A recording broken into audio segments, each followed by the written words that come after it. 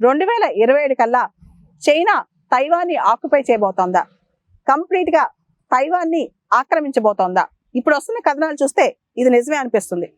Recent గా Taiwan యొక్క navy commander ఒక మాట చెప్పారు. చైనా పీపుల్స్ లిబరేషన్ ఆర్మీ వాళ్ళు, చైనీస్ ఆర్మీ వాళ్ళు అనకొండా స్ట్రాటజీ ఫాలో అవుతున్నారంట. తైవాన్ని ఆక్యుపై చేయడానికి, తైవాన్ని కంప్లీట్ గా స్క్వీజ్ చేయడానికి చైనా వాళ్ళు అనకొండా స్ట్రాటజీ అని చెప్పి ఒక స్ట్రాటజీ ఫాలో అవుతున్నారనమాట. అసలు ఈ అనకొండా స్ట్రాటజీ అంటే ఏంటి? అనకొండా స్ట్రాటజీ అంటే తైవాన్ని ఆర్థిక పరంగా, మిలిటరీ పరంగా, డిఫెన్స్ పరంగా కంప్లీట్ గా సఫకేట్ చేయటం, ఊపిరి ఆడకుండా చేయటం అనమాట. శత్రువుల్ని, ఒక స్నేక్, ఒక పాము ఏ విధంగా అయితే శత్రువుని చుట్టుముట్టేసి కంప్లీట్ గా ఊపిరి ఆడకుండా చేస్తావు, అనకొండా స్ట్రాటజీ కూడా అలాంటిదే. ఈ స్ట్రాటజీ గురించి విన్ఫీల్డ్ స్కాట్ అనే గొప్ప జనరల్ అమెరికన్ సివిల్ వార్ టైంలో చెప్పారంట.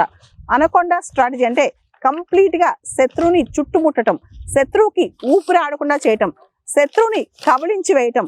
దీనివల్ల శత్రువు ఇంకా అసలు పైకి రాలేదన్నమాట. దీన్నే అనకొండా స్ట్రాటజీ అంటాం.